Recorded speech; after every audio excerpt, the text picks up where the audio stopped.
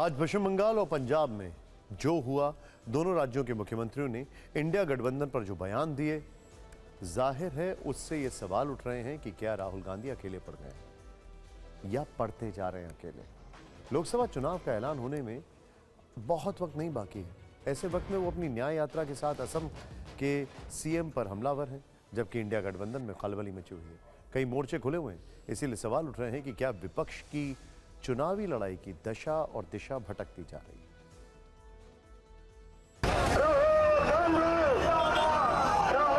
जब लोकसभा चुनाव की लड़ाई सिर पर है, तब राहुल गांधी असम के सीएम हेमंता बिस्वा शर्मा से दो हाथ कर रहे हैं। मतलब लड़ाई दिल्ली की, लेकिन भिड़ंत दिल्ली से 1900 किलोमीटर दूर असम के मुख्यमंत्री से, वो भी हर रोज। HBS जिसको कहते हैं, उसका कंट्रोलर दिल्ली में बैठा है और वो देश का सबसे बड़ा चीफ मिनिस्टर है। असम में यात्रा के प्रवेश करने के पहले दिन से ही वो सीएम पर बेहद आक्रामक मूड में है। आज भी जब बारपेटा में राहुल की भारत जोड़ो न्याय यात्रा शुरू हुई, तो फिर निशाना हेमंता बिस्वा शर्मा बने। पता नहीं कहां से इसके दिमाग में आइडिया आ गया कि वो राहुल गांधी को डरा सकता है। जितने केस लगाने मेरे ऊपर लगा दो, कोई फर्क नहीं पड़ता मुझे, मैं नहीं डरता। मंगलवार को यात्रा में हुए हंगामे की वजह से राहुल गांधी पर मुकदमा भी हो चुका है। एफआईआर दर्ज होने के बाद TV9 से उन्होंने क्या कहा, ये सुनिए। राहुल जी, आपके खिलाफ, कांग्रेस के नेताओं के खिलाफ एफआईआर दर्ज कर दी गई असम में। भैया एक एफआईआर थोड़ी है, तो लिस्ट लगी हुई है। अब 28 केसेस हैं। क्या कहेंगे सर, जिस तरीके से आपके ऊपर लगातार हमले हो रहे हैं? वो तो होंगे ही होंगे। डरे हुए हैं भैया, वो डरे हुए हैं। अब मुझे काम कर दीजिए। सियासी गलियारों में ऐसी अटकलें हैं कि जब लड़ाई आम चुनाव की है, चुनौती प्रधानमंत्री नरेंद्र मोदी हैं, तब राहुल एक सूबे के सीएम पर अटके हुए हैं। ये हाल तब है जब आज पहले ममता बनर्जी और फिर भगवंत मान, इन दो चेहरों ने कांग्रेस की गठबंधन राजनीति को तगड़ा झटका दिया। साफ है, 28 दलों का गठबंधन जो पिछले साल बना, जितनी मजबूती दिखाने की कोशिश की गई, फिलहाल वो कमजोर नजर आ रहा है। राहुल गांधी के सामने अब तक सिर्फ पीएम नरेंद्र मोदी चैलेंज थे, लेकिन अब साथी दल भी चुनौती पेश कर रहे हैं और इस चैलेंज में शायद राहुल कहीं न कहीं अकेले पड़ रहे हैं। इधर पंजाब में भी कांग्रेस के हाथ से गठबंधन फिसलने के संकेत मिल रहे हैं। आम आदमी पार्टी भी ममता बनर्जी की राह पर जाती दिखाई दे रही है। यहां सीएम भगवंत मान खेल रहे हैं। इस खबर की शुरुआत 18 जनवरी की तस्वीरों से करते हैं, जब चंडीगढ़ मेयर पद का चुनाव टल गया था। इसके विरोध में कांग्रेस और आम आदमी पार्टी के नेताओं ने एक साथ धरना प्रदर्शन किया था।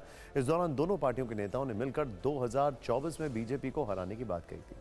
मेयर चुनाव में कांग्रेस और आम आदमी पार्टी एक साथ चुनाव लड़ रही है। हालांकि 6 दिन बाद जो नई खबर सामने आई, इससे लोकसभा के साथ मेयर चुनाव गठबंधन का भविष्य भी खतरे में दिख रहा है।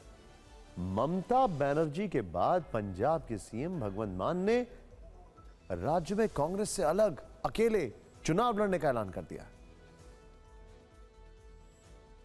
देश में पंजाब बनेगा हीरो। 2024 में लोकसभा चुनाव में आम आदमी पार्टी के पक्ष में 13-0। 17 जनवरी से 8 दिन बाद पंजाब के सीएम भगवंत मान ने दूसरी बार ऐसा बयान दिया है। मान ने एक बार फिर पंजाब की सभी 13 सीटों पर चुनाव लड़ने का दावा किया है। मान की बार बार बयानबाजी कुछ सवाल खड़े कर रही है। क्या आम आदमी पार्टी तय कर चुकी है कि पंजाब में अकेले ही चुनाव लड़ना है? क्या मान का बयान कांग्रेस पर सीट शेयरिंग का दबाव बनाने की रणनीति है? क्या अपने पाले में ज्यादा सीटें रखने के लिए आप प्रेशर टैक्टिक्स चल रही है? सबसे बड़ा सवाल यह है कि क्या आम आदमी पार्टी और टीएमसी अंदर खाने कांग्रेस के खिलाफ कोई खेल तो नहीं कर रहे? क्योंकि मान के बयान की टाइमिंग अहम है।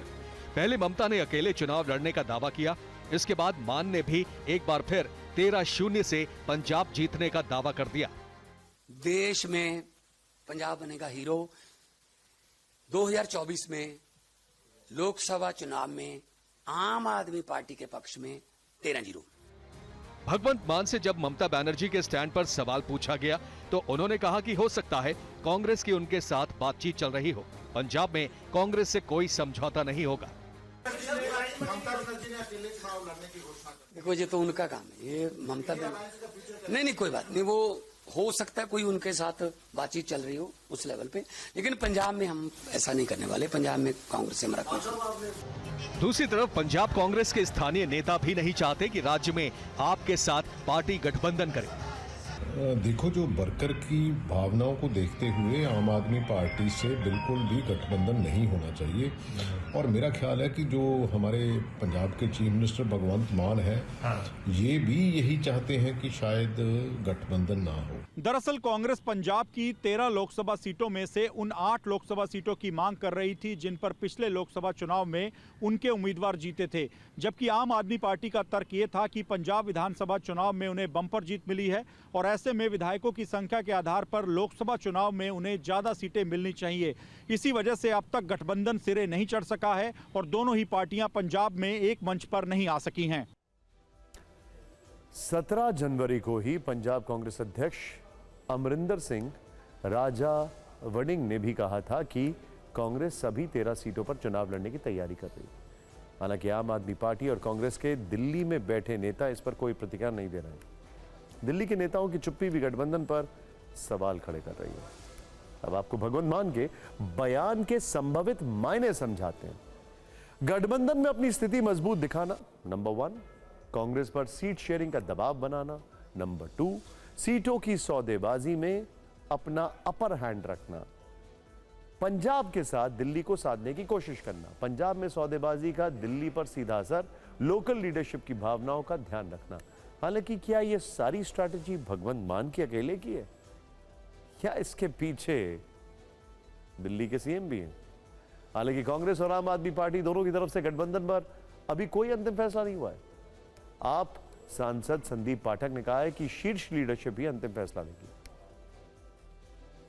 बाकी लोकल यूनिट के अपने एस्पिरेशन से वो बता रहे हैं। कांग्रेस पार्टी की लोकल यूनिट बहुत स्ट्रांगली कह रही है कि भाई उन्हें गठबंधन नहीं करना है, पर अंत में जब फाइनल निर्णय होगा उस पर क्लैरिटी आएगी। अब 2019 के लोकसभा नतीजों से 2024 में आम आदमी पार्टी और कांग्रेस के बीच जारी खींचतान का समीकरण समझाते हैं। 2019 के चुनाव में पंजाब की 13 सीटों में से कांग्रेस को 8 सीटें मिली, जबकि आम आदमी पार्टी के खाते में 1 सीट आई। दिल्ली विधानसभा में आम आदमी पार्टी की सरकार है, लेकिन 2019 के लोकसभा चुनाव में कांग्रेस के साथ उसका खाता भी नहीं खुला था। पंजाब में पिछली बार के परिणाम को मद्देनजर रखते हुए कांग्रेस 8 सीटों पर दावा कर रही है। आम आदमी पार्टी का तर्क यह था कि पंजाब विधानसभा में उन्हें बम्पर 92 सीटों पर जीत मिली है, जबकि कांग्रेस के पास सिर्फ 18 विधानसभा सीटें हैं। ऐसे में विधायकों की संख्या के आधार पर उन्हें ज्यादा सीट मिलनी चाहिए। आम आदमी पार्टी को डर यह है कि अगर वो पंजाब में कम सीटों पर समझौता करती है तो दिल्ली में भी उसे नुकसान उठाना पड़ सकता है। लेकिन अब अलग खबर।